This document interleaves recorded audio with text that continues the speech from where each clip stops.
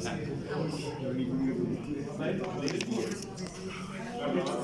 un texto de Lutero esto? ¿De quién? Es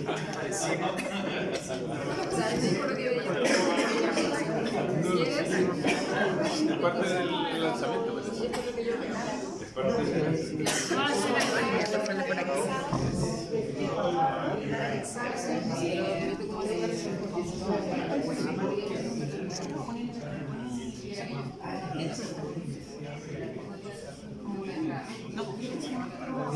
Pero hoy le voy a poner el correo de ella. ¿A qué correo le mando la boleta? Rosa. Llanes.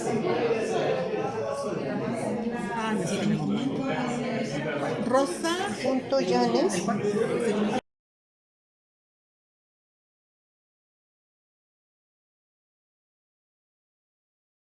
Sergio, que para nosotros es parte no solo de la facultad, de la familia, parte de la casa, sino que también es muy especial como profesor, como colega, como amigo, por el trabajo que ha hecho de formarnos, no solamente teológicamente, sino que también en humanidad. Nos ha enseñado a acercarnos a Jesús y también ese ejercicio se ve reflejado en sus textos, en su síntesis. Así que estamos muy contentos, muy orgullosos como facultad de poder dar este espacio para que Sergio pueda presentar este libro, que para nosotros espero podamos leer todos y poder también compartir contigo esta experiencia.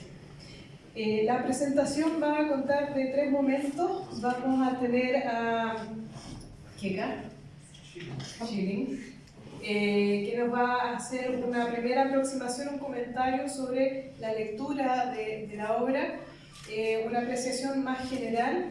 Luego Carlos va a hacer un acercamiento metodológico y luego Sergio nos va a compartir unas palabras finales al cierre un poquito más interactivas. Bien, te damos la palabra, Kika, para que puedas iniciar.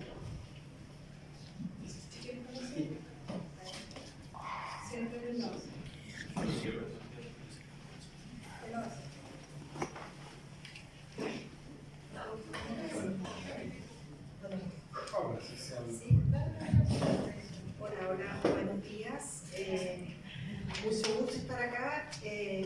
Bueno, la mayoría ya me conoce, soy parte de esta facultad.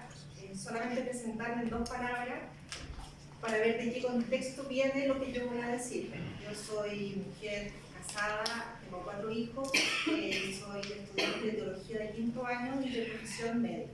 Gracias a los compañeros que estaban aquí. Sí, y de diálogo.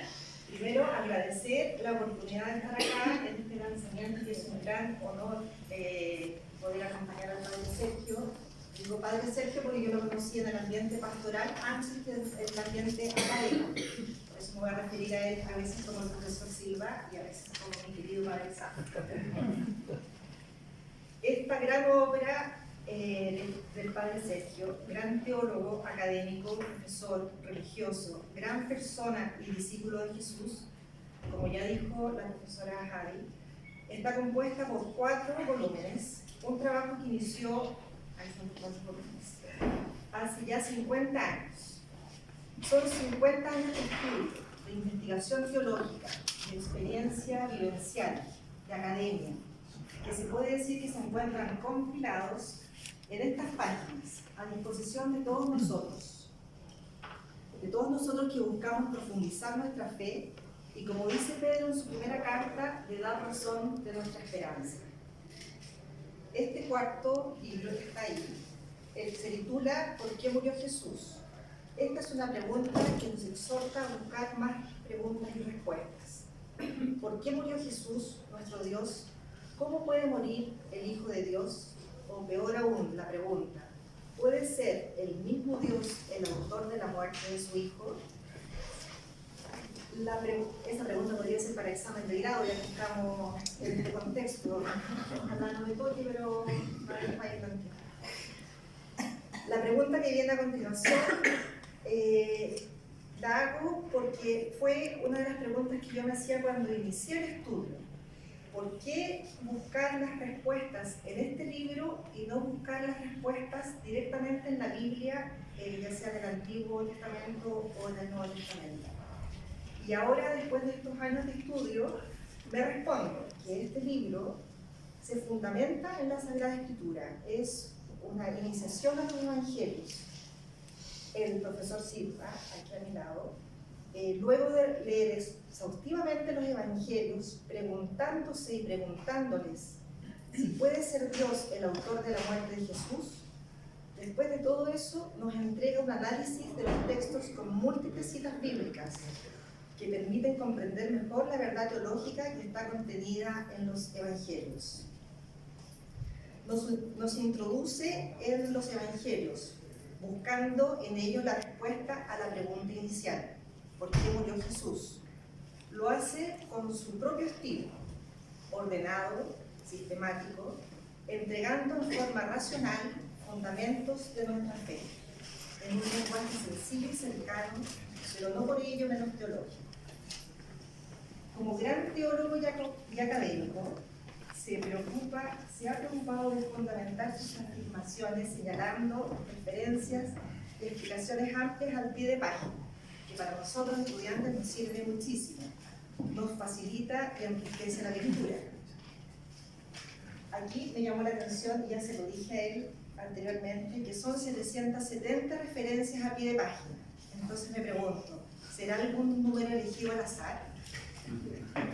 No lo sé.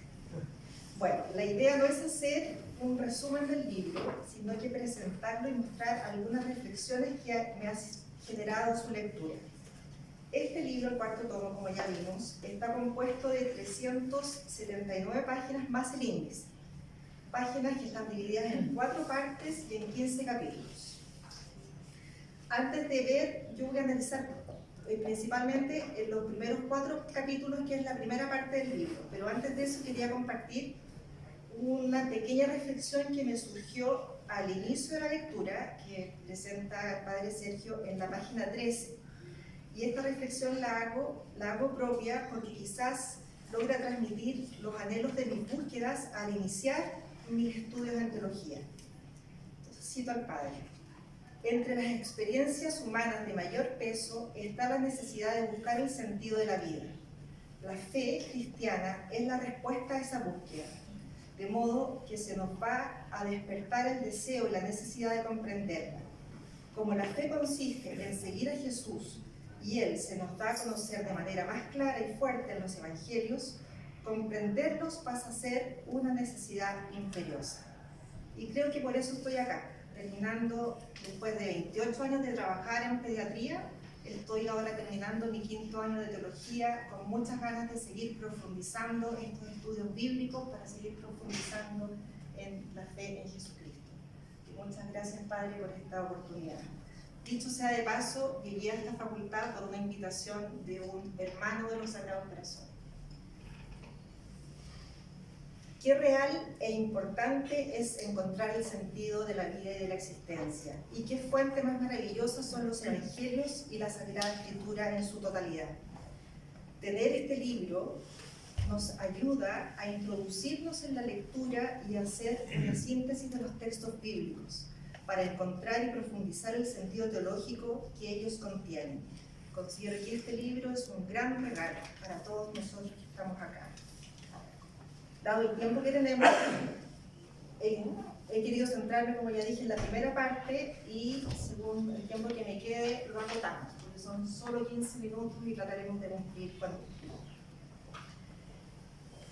Entonces, la pregunta de la primera parte del libro trata sobre: ¿Dios es el autor de la muerte de Jesús?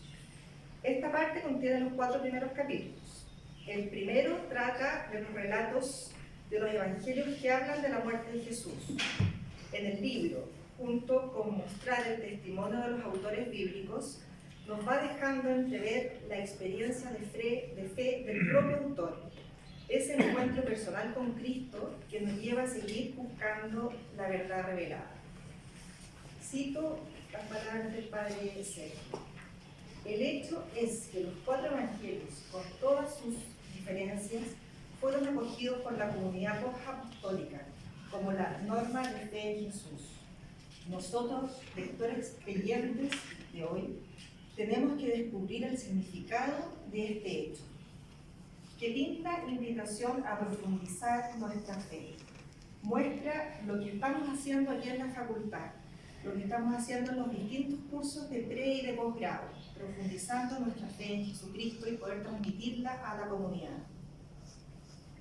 Además, valora fuertemente la riqueza de las distintas miradas de los lectores cristianos y la riqueza de leer la Escritura en comunidad. Vuelvo a citar al Padre. Nuestra mirada es limitada. Todos tenemos horizontes de comprensión diferentes, influidos por historias personales y distintas y por culturas que, aunque en parte puedan ser la misma, nunca producirán efectos idénticos en las distintas personas. Podemos decir, por lo tanto, que los 4 evangelios son 4 miradas diversas y limitadas acerca de Jesús. En este libro, cierro la cita del Padre, en este libro encontramos citas de todos los evangelios, lo que nos permite hacer una comparación sinóptica, lo que enriquece la mirada. Yo encuentro puros pro de leer el libro. Lo que nos falta es tiempo, y como también le dije, cuando me hizo la invitación de presentar su libro, y me lo regaló, y se lo agradezco, y me lo leí entero, pero me conseguí los otros 3, los que tendré que esperar la lectura después del examen de grado, porque no me da el tiempo, pero de todas maneras quiero hacerlo, de todas maneras, esta invitación para que se los vayan consiguiendo, porque uno de ellos me costó mucho conseguir, pero se puede. Siguiente edición. Pues sí. Me van quedando 5 minutos. En el capítulo siguiente, que es el capítulo 2, se desarrolla el tema sobre los actores que provocan directamente la muerte de Jesús. Trata de los adversarios de Jesús, los jefes religiosos de Israel, la gente del pueblo, la multitud y las autoridades políticas romanas. Y además trata sobre Judas. El rol que cumple cada uno en esta historia, la que es nuestra propia historia de salvación. Estas páginas muestran claramente la importancia de la lectura completa e íntegra de la Biblia, y no descontextualizada. Vuelvo a citar al Padre. En la historia de la salvación que hace Dios en Israel, los hechos se van encadenando de manera que se iluminan recíprocamente, y el nuevo acontecimiento no se entiende sin los anteriores, a la vez que arroja una luz nueva que permite entender de manera más profunda los anteriores. Es una invitación a leerlos, ahí cierro la cita, esto está en la página al inicio también de su texto.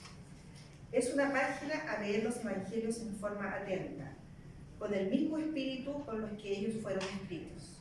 Para ello se ofrece al inicio el contexto histórico, político, geográfico, en que los hechos fueron ocurridos. Y qué mejor para un estudiante contar con todo este contexto, que muchas veces uno no entiende el por qué ocurrieron las cosas, y cuando nos vamos situando en la época y en el lugar y en el contexto histórico y político, podemos acercarnos a entender qué fue lo que pasó cuando Jesús estaba aquí en la tierra, hecho histórico real.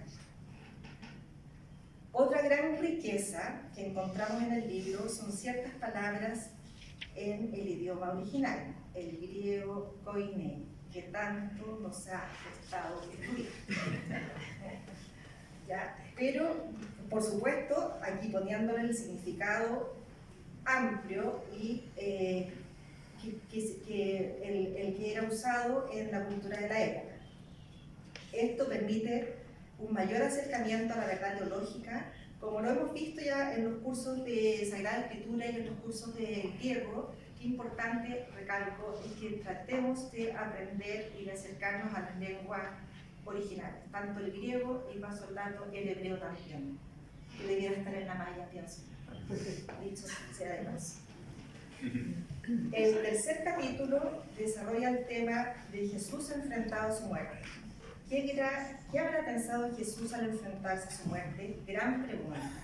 ¿Cómo acercarnos a ello? Nuevamente este libro nos puede dar algunas pistas. En el texto se expone lo que dicen los evangelios acerca de cómo Jesús enfrentó su muerte. El libro recoge pasajes bíblicos en los que Jesús afirma que va a morir. Luego se muestra el sentido que da Jesús a su muerte, lo que se relaciona tanto con la humanidad como consigo mismo. Y por último, en ese capítulo, interroga a los relatos de los evangelios preguntándole ¿de dónde le brota a Jesús su actitud ante la muerte? Solo quisiera destacar algunos puntos, ya que por tiempo no se puede, aunque hay muchos puntos que enriquecen mucho la reflexión, el pensamiento teológico, pero bueno, ahí está para que cada uno lo lea en profundidad y después le escriba al Padre y puedan conversar los puntos que tienen las dudas, creo yo. Esta cita, vuelvo a citar al profesor Silva, dice: lo que más se repite en los evangelios es la afirmación de Jesús de que su muerte es un don que él hace de sí mismo. En segundo lugar, mediante su muerte, Jesús afirma que atraerá a todos hacia sí. En tercer aspecto, expresa de diversas maneras el futuro escatológico y definitivo de los discípulos. Y finalmente y decisivamente, su muerte nos revela en plenitud al Padre. Esto toca múltiples disciplinas de nuestra teología, por no decir todas. En este parrafito vemos cómo en el texto podemos enriquecer nuestra teología y bueno, se abren múltiples puertas y caminos para seguir profundizando nuestro conocimiento, a lo que podamos acercarnos al conocimiento teológico, conocimiento racional, de escala experiencial de Dios. Me van quedando pocos segundos, por lo tanto me quiero pasar solamente al final. Y para eso decir solamente otra de las citas que está en el texto, en el libro, y que es claramente una cita, está tomada del Evangelio de Juan, donde dice: Jesús expresa el vínculo entre su muerte y su resurrección, diciendo: por esto me ama mi Padre, porque yo pongo mi vida para tomarla de nuevo.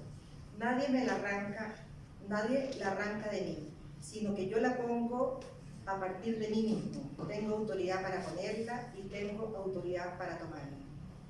Esto toca, cierro la cita, esto toca un profundo aspecto de la libertad de Cristo en seguir la voluntad del Padre, de la relación entre Cristo y el Padre, del amor entre ambos. Además, los aspectos de la libertad humana, de nuestra libertad, el aspecto relacional del ser humano y el amor filial hacia Dios, y el amor fraterno hacia la humanidad. Hay tantas cosas que se pudieran decir, pero dado el tiempo, y ya que me había centrado solamente en la primera parte, las otras tres partes hablan principalmente de la imagen de Dios, de los nombres y atributos de Dios y de la actividad y las funciones de Dios. Pero para terminar esta presentación, creo que es importante y de gran valor, ya lo vimos, leer la obra completa, para ir impregnándonos de las riquezas de la obra y, por supuesto, de las riquezas del Evangelio. Solo enuncio el título del cuarto cápice del capítulo 15, que es el último de todo el libro, para así abrirles más el apetito a leer la obra. Y esto dice: ¿qué revela la muerte de Jesús acerca de Dios? Concluyo entonces: para quienes buscamos acercarnos al conocimiento y a la experiencia de Dios, creo que esta es una pregunta fundamental. Y este libro puede ser de gran ayuda y complemento a nuestras búsquedas. Gracias.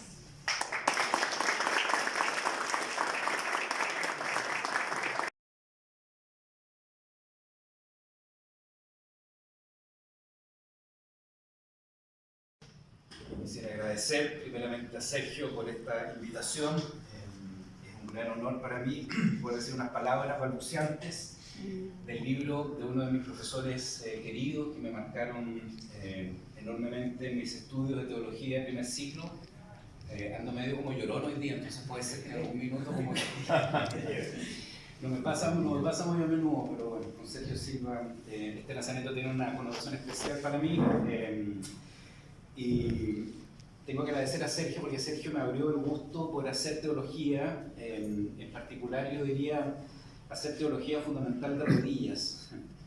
Es decir, a partir de una fuente relacional profunda, abierta y hospitalaria al misterio de Dios, que altera permanentemente nuestra razón. En la introducción del curso de Teología Fundamental, Sergio comenzaba señalándonos que para estudiar con sentido había que cumplir con la dimensión intelectual y con la dimensión religiosa del estudio. Sobre esta segunda dimensión, Sergio decía, cito a Sergio, se trata en primer lugar de crecer en la fe, explorándola con la razón, dando respuesta a las preguntas que el misterio de Dios, tal como se nos ha revelado en Jesucristo, nos suscita. En ese sentido, el estudio de la teología ilumina críticamente la experiencia de fe personal con que el estudiante llega, esa experiencia de encuentro con Jesucristo realizada en la comunidad de la Iglesia. Hasta acá la cita. Hay mucho de esto en este libro. Una posibilidad enorme al leerlo de crecer en la fe, explorando con la razón, de manera extremadamente minuciosa, a una pregunta que el misterio de Dios ha suscitado a Sergio gracias a su ejercicio pastoral. La pregunta, como decía, que conocen bien, ¿por qué murió Jesús?, que es el título del libro. Este libro es el cuarto tomo de una saga de 4, para hacer la división de sus 4 volúmenes que buscan responder a la pregunta ¿por qué murió Jesús? Sergio se sirve del esquema de las obras de teatro. Así, el primer volumen es el drama, el segundo es dedicado al escenario, la naturaleza, persona y cultura, el tercero al protagonista Jesús y el cuarto, que tenemos aquí, al autor Dios. Dios como pregunta. A ratos leyendo el libro tuve la impresión de escuchar hablar a Sergio. Se percibe el sonido de su voz a través de las palabras. Es raro leer un libro, a mí pocas veces me pasa donde uno va escuchando un poquito como el susurro del autor, digamos. Preciso, detallado, de lenguaje simple, sin alambicamientos innecesarios, deja traslucir en sus páginas la fuerza performática de la palabra, del logos, es decir, la eficacia del Evangelio que actúa en nosotros cuando nos hacemos disponibles a dejarnos interpelar por ella. Al leerte, Sergio, se me vino a la memoria el libro del rabino judío francés Marc-Alain Guagnin, que en un precioso libro titulado Leer en los fragmentos, vincula analógicamente la lectura y la interpretación al gesto de la caricia. La caricia sería ese acto de conocimiento no posesiva. Interpretar no es dominar el sentido, sino rozarlo, dejarse afectar por él, sin intentar capturar el Deus semper maior del todo. Cito a Alain Guagnin, el intérprete hace una experiencia por la caricia, sin apoderarse nunca de nada. Remite todo sentido a otro sentido, y así de modo infinito y negativo. Yo creo que hay mucho de esta caricia, Sergio, no solo en la manera como escribes este libro, sino también en la relación que tú estableces con las personas. Al menos yo leo a Sergio Silva desde ahí. Bueno, Sergio me ha pedido la latera misión de hablar del método de su trabajo. Hubiera querido hablar de otras cosas, pero bueno, me dio cara de latero y me pidió hablar del método. Y voy a decir un par de cosas en torno al método de Sergio, que parte de la necesidad imperiosa de conocer y de comprender desde una perspectiva creyente. Como lo muestra de manera condensada Sergio en su introducción, Sergio comienza haciendo un repaso de la historia de la exégesis bíblica. El primer jalón de esta historia, que dura al menos todo el primer milenio de la Iglesia, como lo muestra de Lubac en su colosal libro Exégesis Medieval, sería la lectura simbólica alegórica de la Biblia, que no es el método de Sergio. Yo quisiera decir una palabra a partir de este método. Como señala bien Sergio, esta lectura es una primera solución que encontró la comunidad cristiana para resolver los malentendidos entre el Antiguo y el Nuevo Testamento, interpretando simbólicamente la diferencia entre la letra, lo que el texto dice, y buscando atravesarla para reconocer su sentido alegórico, sus sentidos espirituales, el doctrinal, el moral, el escatológico. Hay que señalar que el primero que introduce este término de alegoría en el mundo cristiano, como probablemente sabemos, es San Pablo, produciendo una transferencia de la retórica como figura literaria a la comprensión de la historia. Las dos mujeres de Abraham, una sierva y otra libre, son consideradas por San Pablo como una alegoría, que ya no caracteriza relaciones entre palabras, los verbos, sino entre hechos, los facta. Agar y Sara son, de antemano, las dos alianzas sucesivas con Dios, el Antiguo y el Nuevo Testamento. Para derivar, la importancia de la exégesis medieval reside en su comprensión aguda de la historia, que se presenta como el fundamento de la fe. La letra designaría los hechos mismos, y no el relato, y la alegoría el sentido del hecho. Y es el sentido el que fundaría, a su vez, el hecho. Todos los hechos estarían unidos al gran hecho de Jesucristo, fundándose en esa unión de las dos naturalezas en Cristo. Esta unión hipostática sería el fundamento de la relación entre la letra y el espíritu, entre la historia y la alegoría, y por tanto la base de una teología tal vez de la historia. Hay que reconocer que esta alegoría fue retomada por los padres de la Iglesia, como Fernando nos puede decir muchas cosas al respecto, San Agustín y por los teólogos de la Edad Media. Toda la exégesis espiritual se basa en esta dinámica. Existiría un vínculo intrínseco entonces entre la retórica, la ontología, entre el significado del lenguaje de la tradición y los hechos de la revelación, entre el pasado y el futuro. No entraremos en la problematicidad epistemológica que tiene dicha exégesis, cuyas posibilidades se fracturan por ahí por el siglo XIII, XIV, probablemente haciendo el paso de una alegoría in factis a la alegoría in verbis, de la cual el lenguaje místico moderno es un claro síntoma. Al mencionar la lectura simbólica de las Escrituras, Sergio hace alusión a que ese método conducía a ciertas arbitrariedades. En la misma línea de Sergio, el historiador y fundador de la microhistoria, Carlo Ginzburg, en su libro La letra mata, aludiendo a San Pablo, el título dice La letra mata y el espíritu da vida, ¿no es cierto?, en Corintios, frente a lo que Ginzburg va a reaccionar con otra metáfora. La letra mata a quien la ignora, es decir, con la necesidad de volver a tomar en cuenta la literalidad, la letra, o dicho en resumido, la posibilidad de afirmar una verdad histórica. Ginzburg hace una asociación entre la pérdida del sentido de la letra y ciertas arbitrariedades interpretativas. Para Ginzburg, cito, en el caso decisivo de San Agustín, la lectura alegórica de la Biblia ha oscurecido el esfuerzo original por recuperar el significado literal del texto. Estoy de acuerdo con las posibles arbitrariedades de esta exégesis, pero me cabe la duda, querido Sergio, si podemos zafarnos tan rápidamente de la fecundidad que tiene el método simbólico. Yo sé que aquí los exégetas van a acribillarme a la salida de esta sala. Pero el confrontar, los patronos van a defenderla. Pero el confrontar el Antiguo Testamento con el Nuevo es una pregunta. ¿Sigue teniendo, en el fondo, este método simbólico algo que decir, en el fondo, en nuestras lecturas del Evangelio hoy? Segundo punto que quisiera discutir, Sergio Silva está bien impregnado, como sabemos bien, por la hermenéutica. Lo sabemos, su estudiante de teología fundamental. Nos solía decir, Sergio, que conocer es interpretar. Él nos sumerge así en una lectura interpretativa, comprensiva de los evangelios a partir de su pregunta guía: ¿por qué murió Jesús? Sergio nos permite, creo yo, en este libro, sumergirnos en nuestra fe a través del conocimiento, cito a Sergio, de la fuente más pura, los textos del Evangelio. Sergio en su libro recurre a herramientas de análisis de la lingüística contemporánea, en particular de la semántica escritural de Greimas, como otros intelectuales cristianos que con mucho fruto sacaron enormes riquezas de estos textos. Yo no soy experto en exégesis, estoy lejos de eso, pero pienso en algunos textos que a mí me han marcado, por ejemplo los textos de Louis Marin, en el ámbito francés, que nos regaló sus bellos libros Semiótica de la Pasión, Tópicas y Figuras, y el relato evangélico, que son ciertamente un autor, por ejemplo, que utiliza un texto muy similar al texto que hoy día nos ofrece Sergio. Como nos recuerda bien Sergio, cito a Sergio, las estructuras del lenguaje no se limitan a su nivel gramatical, morfología y sintaxis, sino que incluyen también el nivel semántico, el del contenido que se comunica. Hasta acá la cita de Sergio. Todo texto, como lo recuerda bien nuestro querido profesor, tiene dos niveles. Existiría, por lo tanto, la diferencia entre lo denotado por las palabras del relato y lo connotado de lo que se querría comunicar, tema que vuelve en varias partes de la narración también del libro de Sergio. Cito a Sergio: el relato, lo que hemos llamado repetidas veces lo denotado por las palabras, era visto solo como vehículo del sentido que se quería comunicar, es decir, lo connotado por los textos en nuestro lenguaje.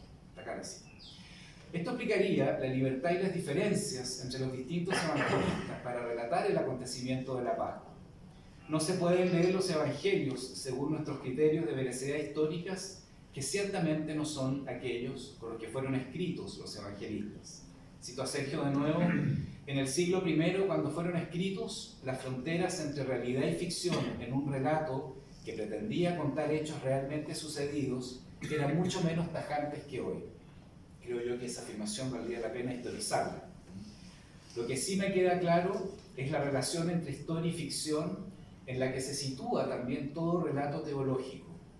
Lo dice Sergio al final del capítulo a partir de los avances en la reflexión en esta dirección que hemos tenido gracias a la filosofía hermenéutica de la segunda mitad del siglo XX, que nos muestran cómo, cito a Sergio, la frontera entre historia y ficción se ha ido haciendo más difusa, perdiendo la claridad y nitidez que se le atribuía en los siglos del racionalismo y el positivismo. Acá la cita de Sergio. No puedo estar más de acuerdo, Sergio, con esta afirmación. Y creo que esa afirmación es relevante hoy día para seguir haciendo teología. La fuerza de hablar hoy día del acontecimiento de Jesucristo, creo yo que necesita un lenguaje de la debilidad. Un lenguaje que consiste en la posibilidad de mantener la ambivalencia de lo real. El carácter hiperbólico y excesivo del acontecimiento nunca puede ser dominable por un discurso totalizante. Por lo tanto, es la ficción, en vínculo por supuesto, ¿no es cierto?, con lo más que podamos llegar de la historia, aquello que hace resurgir esa alteridad de lo real. La ficción inherente a todo lenguaje y ciertamente inherente, aunque no lo creamos a veces, al lenguaje bíblico y al lenguaje teológico. ¿Cómo olvidar, querido Sergio, el debate que me tocó organizar en tu curso de teología con Felipe Arens entre el director del Instituto de Liechtenstein, Joseph Seifert, y Eduardo Silva, a propósito de la razón hermenéutica? Creo que es el recuerdo más impactante que tengo de mis estudios del primer ciclo en esta facultad. Yo, por supuesto, invité a Sergio Silva y Felipe Arens invitó al profesor Seifert. Bueno, y Sergio tomaba parte en esta discusión donde claramente tenía, por supuesto, sus preferencias. De tiempo en tiempo, Sergio nos regala en este libro reflexiones que se escapan a la lectura bíblica, como un buen teólogo fundamental leyendo el Evangelio, y que son más bien de orden teológico. Por ejemplo, al final del primer capítulo, Sergio intenta mostrar la diferencia que habría en los 4 evangelios en torno al momento último de Jesús. Y Sergio vuelve a hacer una reflexión sobre la precariedad del lenguaje teológico. Cito a Sergio: nuestras palabras quedan ahora radicalmente cortas ante la realidad a la que nos abre la fe, porque están hechas a la medida de la realidad cotidiana. Lo más que podemos hacer es balbucear, es decir, usar las palabras de manera metafórica connotativa. Así, mientras más metáforas tengamos de la realidad de la fe, siempre que sean adecuadas, más posibilidades tendremos de captar algo genuino de ellas. Esta puede haber sido la razón que ha jugado en la comunidad posapostólica para acoger 4 evangelios a ratos tan diferentes entre sí. Acá la cita. Me parece una noticia excelente aquello que evoca Sergio en este pasaje. La pluralidad de la comunidad cristiana está plasmada a partir de la primera elaboración del canon. Existe un principio incluso de no identidad entre libros y testigos diversos, entre los apóstoles o los evangelistas. Marcos no tiene la misma teología de Juan. Entre Pedro y Pablo habría incluso conflictos, como lo sabemos bien. Y como señala Caseman, se ha podido definir el canon de las Escrituras como un complexio oppositorum, una combinación de opuestos. En un contexto de creciente exilio del cristianismo, como diría Sergio, o tal vez como diría yo, tal vez de un poquito más de exculturación del cristianismo en nuestra sociedad, este libro es una excelente noticia, porque nos acerca al misterio de la muerte de Jesús de manera extremadamente fina, preciosa y aguda, tirando esos hilos de los evangelios. Y termino con una cita de Sergio, que son cada uno de los personajes que aparecen en el relato y las relaciones que establece entre ellos. Las preguntas se van planteando a lo largo del texto y los principios de respuesta, las acciones que se desarrollan y las secuencias en que se pueden dividir. Muchísimas gracias, Sergio, por este nuevo gran regalo.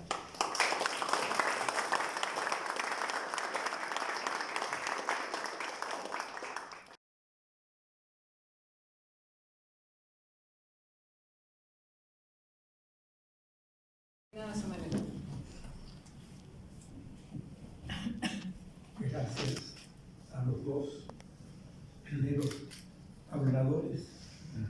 Yo había quitado muchos de los elogios porque me ponen colorado.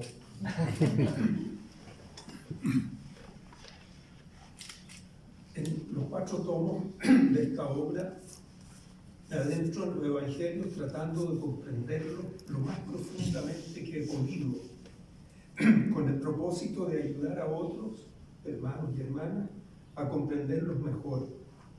Por eso, el hilo conductor ha sido la pregunta por el sentido de la muerte de Jesús, que en cierto sentido es el centro de nuestra fe, como dice Pablo. Gálatas insensatos, ¿quién los ha fascinado después que ante sus ojos ha sido presentado Jesucristo crucificado? Y en los Gálatas, en la 1 Corintios dice: así mientras los judíos piden señales y los griegos buscan sabiduría, nosotros predicamos a un Cristo crucificado, escándalo para los judíos, locura para los gentiles, más para los llamados los mismos judíos de Dios y sabiduría de Dios. Porque la locura divina es más sabia que las personas y la debilidad divina más fuerte que las personas.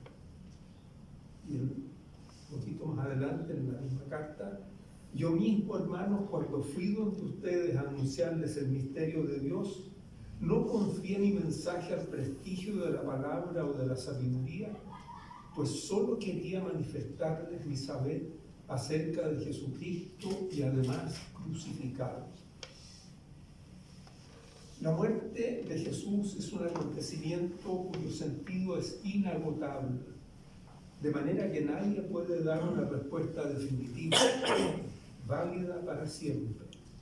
En esta aventura de entrar en los evangelios por la vía de la comprensión, he recurrido a algunos de los instrumentos de la lingüística y de la hermenéutica filosófica contemporánea, como ha señalado el buen Carlos. Capaz que me voy a tropezar un poco con lo que tú dijiste.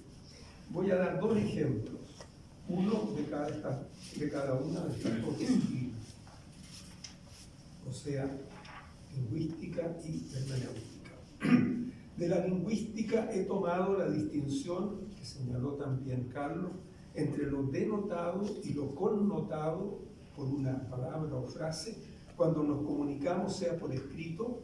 Ahí hay que ver el sentido denotado de la palabra en una frase, de la frase en un párrafo, del párrafo en un capítulo, del capítulo que está en un libro, sea por escrito, sea oralmente. La palabra en una conversación, en un discurso, etc.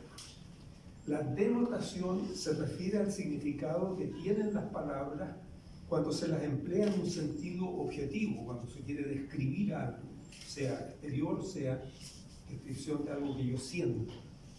La connotación se refiere al sentido que adquieren las palabras cuando el escritor o el orador quieren crear un mundo nuevo mediante ellas, lo que Paul Ricoeur llama el mundo del texto.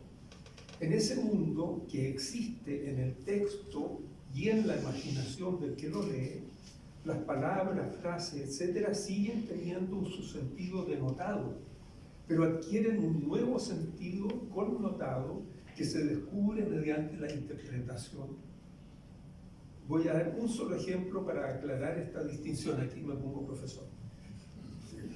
En la parábola que yo llamo de la fiesta por el regreso del hijo, la que se llama habitualmente parábola del hijo pródigo, leemos al inicio: un hombre tenía 2 hijos. El menor de ellos dijo al padre: Padre, dame la parte de la hacienda que me corresponde. Y el padre le repartió la hacienda. Pocos días después el hijo menor lo reunió todo y se marchó a un país lejano. Hasta ahí, cada palabra de esa frase denota lo que entendemos al oírlo: padre, hijo, hacienda, herencia. Porque sin perder, pero al interpretarla, puede descubrirse que connota algo distinto, aunque sin perder el sentido denotado, sino basado en él. En el caso de esta frase inicial de la parábola, una connotación posible entre muchas, porque todo tiene muchísimas interpretaciones posibles. Una connotación posible es que el hijo quiere vivir desde ahora como si el padre hubiera muerto.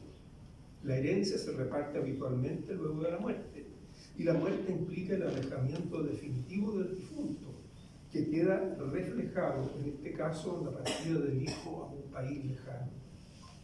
Y el tema de la muerte sigue presente en el resto de la parábola. Cuando este hijo ha malgastado su herencia y tiene que buscar trabajo y pasa hambre, recuerda su pasado. ¿Cuántos jornaleros de mi padre tienen pan en abundancia, mientras yo aquí me muero de hambre? Y se propone regresar a la casa del padre y prepara lo que le va a decir. Padre, he pecado contra el cielo y ante ti. Ya no merezco ser llamado hijo tuyo. Trátame como a uno de tus jornaleros. Este reconocimiento del padre implica dar muerte simbólicamente al hijo que él era, porque no ha sido digno y se conforma con ser uno de los trabajadores de su padre. Pero el padre lo recibe con una fiesta y le devuelve su dignidad de hijo, como se ve por la vestimenta que ordena a sus servidores que le pongan: anillo, vestido, sandalia.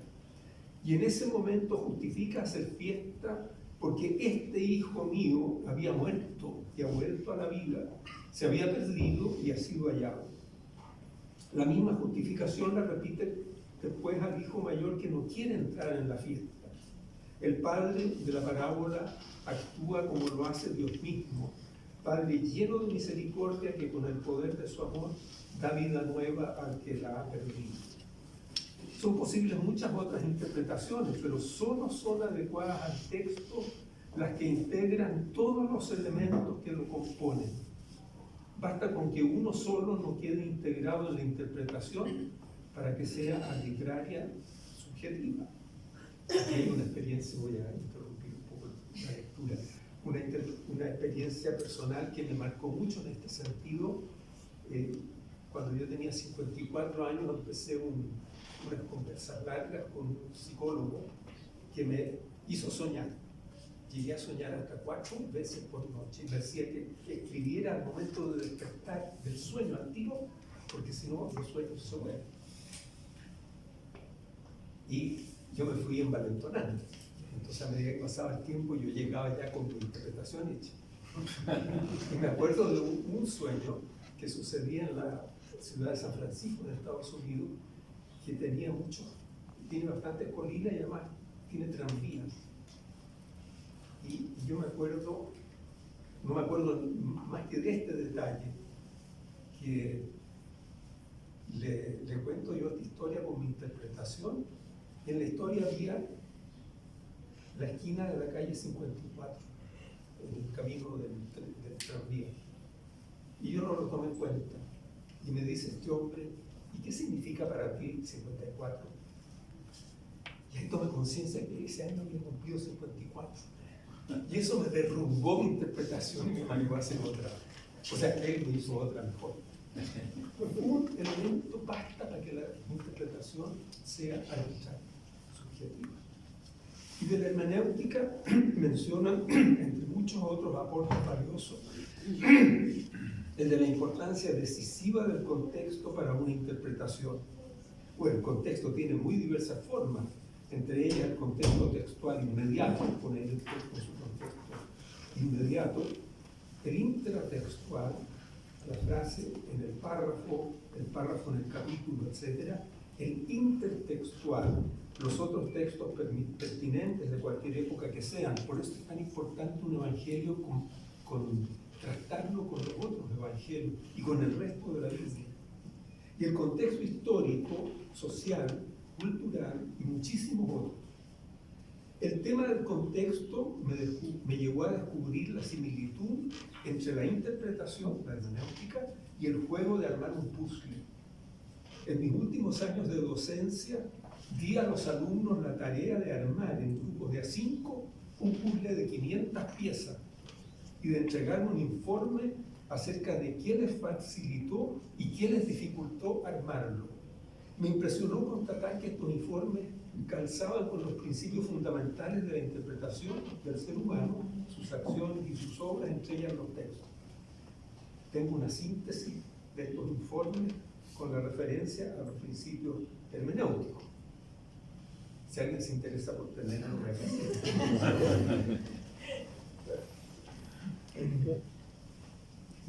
otro paréntesis. Esto lo hice al final, me atreví a hacerlo en una clase de teología fundamental. Solo una vez un grupo terminó de armar el puzzle en la clase. Porque ahí había un jesuita uruguayo que era una especie de bala. Tomaba una pieza de puzzle y la ponía al tiro donde debía estar. La cosa loca. Y era interesante porque en los cursos de formación general aquí en el campus se solían juntar en las tardes el grupo de 5 a armar un puzzle ahí al aire libre. Y pasaban los compañeros y decían, ¿qué están haciendo? O sea, provocó una cosa interesante.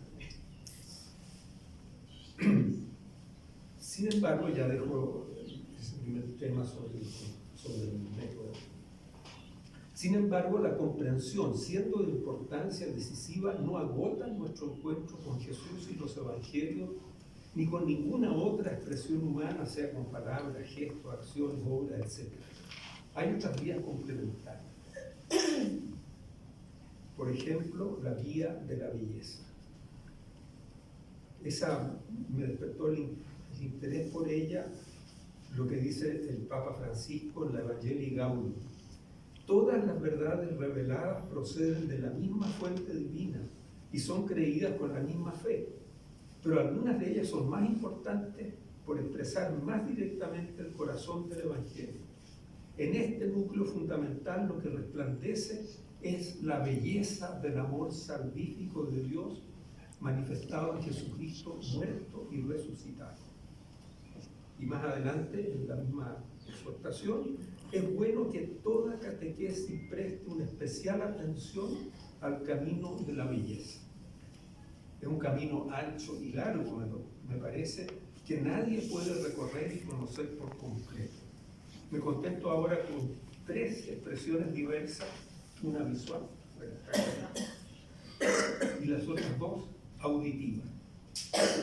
A mí me sobrecoge la belleza de la forma como Miguel Ángel ha pintado en la Capilla Sixtina la creación de Adán. Una forma de belleza que en lo fundamental se siente, aunque también se puede comprender, al menos parcialmente. Lo mismo me pasa con la belleza de la prosa poética de mi hermano de congregación Esteban Gumucio. Leo un ejemplo, una pequeña prosa de media página que llamó él La fiesta. No hay duda de que el Padre está organizando una fiesta, y esa fiesta es para mí. Él la desea tan especial como jamás se había hecho antes, porque siempre le oí decir que cada hijo es único, fuera de serie. Me envió un breve recado. Es para ti, hijo, por favor no dejes de venir. La alegría de mi padre es inmensa. Lo veo asomarse por aquí y por allá, preocupado del más mínimo detalle. Goza escogiendo lo que sueña para mí. Desde la eternidad los preparativos ya son parte de la fiesta. Pero yo vacilaba en aceptar su invitación. Decía para mis adentros, no merezco una fiesta. Mis ropas están sucias, mis pies están desnudos. No tengo con qué comprar un regalo digno de mi padre. Si no voy, ¿qué pasará con la alegría de mi padre? Él me espera a mí. Sin mí no hay fiesta. Si espero a lavar mis vestidos y secarlos al sol, si espero a salir de compras para tener zapatos nuevos, si espero a conseguir un trabajo para ganar lo suficiente y poder comprar un regalo, para entonces ya habrá terminado el día.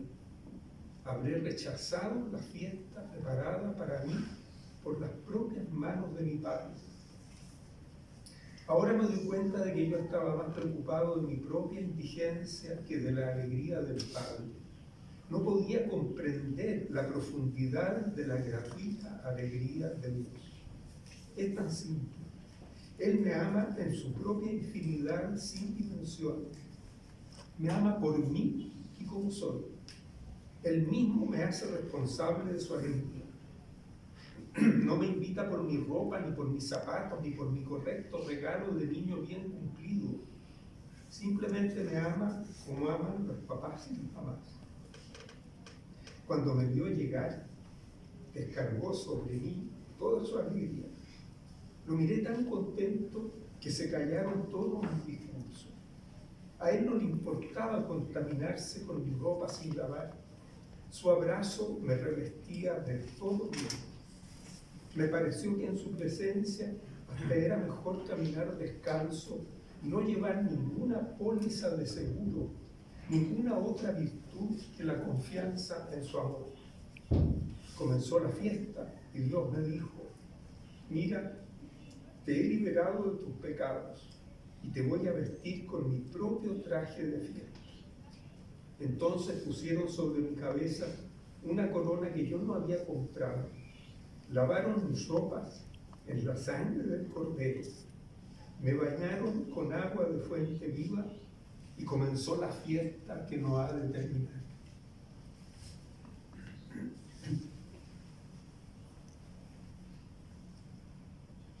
Estas dos formas, la pintura y esta prosa de Esteban, combinan en cierto sentido las dos vías, la de la comprensión y la de la belleza, con mayor presencia de la primera, la comprensión en el texto literario, y de la segunda, la belleza en la pintura.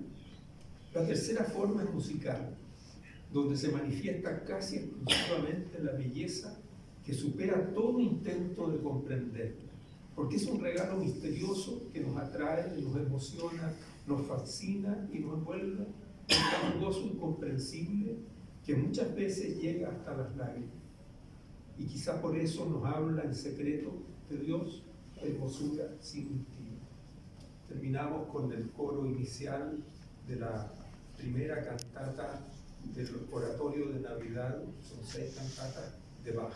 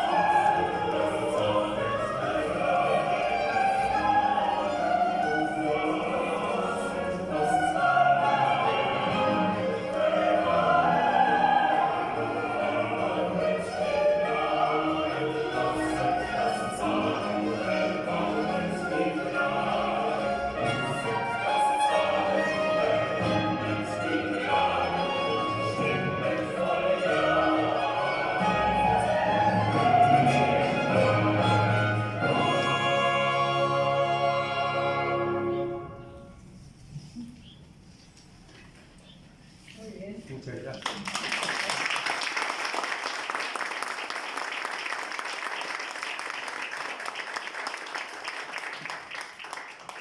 Nosotros salimos muy rápido de acá, pero todavía nos quedan unos minutos. Sergio, si alguno de ustedes quisiera hacer un comentario si quiere tomar asiento, algún comentario de lo que ha escuchado, no sé, alguna duda, pregunta, aproveche este espacio que es único.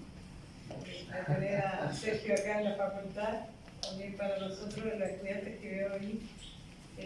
Antonio. Yo me pregunto, escuchando este final, ¿no? ¿Por qué murió Jesús? ¿Por esto o para esto?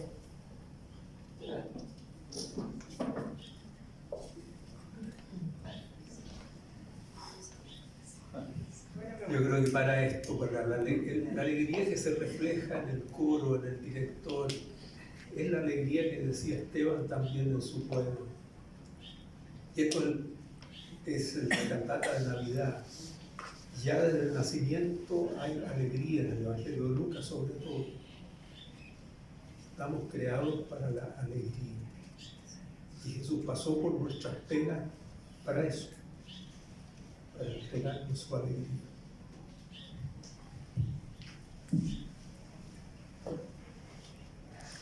¿Un comentario más?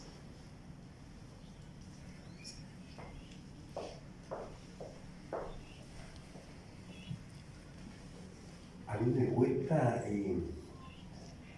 yo soy una persona, bueno, que camina a pie en la calle, y en la calle misma veo cómo la gente realmente está demasiado plasmada de humanismo, de paganismo, de un alejamiento, y a mí me gusta estar ahí para contemplar a la gente y pensar qué falta le hace, qué falta les hace a Dios, a esa gente, impregnada de sus problemas, conformada con la realidad en que viven y no sabiendo que como ladrón en la noche, como lo dijo Jesús, va a aparecer en el cielo como la combinación de la historia universal. Y por ejemplo me pongo a pensar también, escucho mucho paneles de política, paneles de ciencias sociales, y qué manera de estar intelectualmente alejados de la verdad efectiva de Dios. No se acuerdan de Él, solamente en lo de acá. Y si ellos supieran que todos pendientes de los presidentes globalmente aquí en este mundo, presidente Trump, presidente Maduro, presidente Boric, y no saben, no se dan cuenta que ellos son realmente un chiste comparado cuando se le vea al verdadero rey de reyes, que en forma efectiva va a instalarse en Israel, va a poner en vigencia el trono de David, que quedó suspendido miles de años atrás, y ahora va a recobrar vigencia, y ahí él se va a instalar para comenzar su reino aquí donde estamos pisando en la faz de la tierra. Es increíble pensar eso, haciendo el ejercicio sostenido para darle un mejor realismo a esa realidad que va a ser.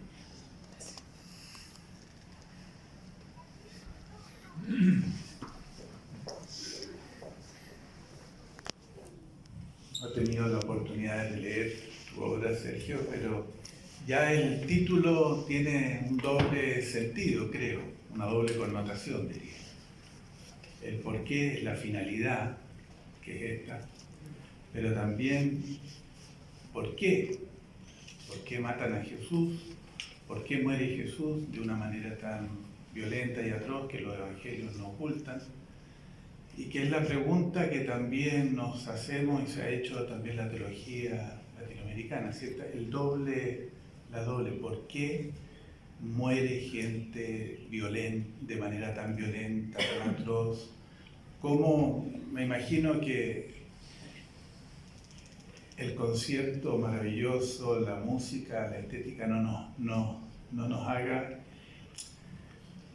mirar de frente también las causas de las muertes que siguen siendo antes de tiempo para mucha gente en la humanidad. Entonces, ¿cómo esa doble pregunta está ahí presente en el título?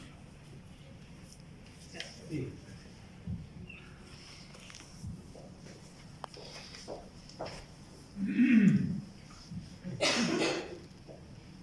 A mí me parece que hay una palabra de Jesús en las diatribas con los fariseos que explica ese segundo por qué. No lo explica, pero muestra por qué en su muerte todas estas muertes han quedado a la espera de la resurrección. No son muertes definitivas, cuando les dice a los fariseos, a esta generación se les pedirá cuenta de toda la sangre derramada desde Abel en adelante. O sea, todas las vidas aplastadas, maltratadas, perdidas en guerra, injusticia, etc., todas esas vidas tienen futuro, porque Jesús las asumió y resucitó. Las hace resucitar en Él. Eso me atrevería a responderte. Bien, muchas gracias. Para cerrar esta presentación, los invito a que aquellos que no tienen aún su ejemplar, pueden conseguirlo aquí. Así que agradeciendo a Sergio la presentación, también las palabras de que la presentación, la asistencia de ustedes, estar acá, compartir, hacer también propio este momento. Agradecemos a todos ustedes eso. Agradecemos a Sergio por haberse dado el ánimo, porque escribir es un ejercicio que a veces desgasta, te consume energía y tiempo. Entonces, haberse dado el tiempo, el ánimo y las ganas de plasmar su trabajo, su reflexión con estos 4 tomos para darnos también, dejarnos a nosotros, me atrevería a decir un legado de reflexión, de vida, de testimonio, que nosotros también podamos absorber, integrar como parte de nuestra propia reflexión teológica y pastoral. Así que agradezco todo eso, estar acá. Les pido un aplauso una vez más.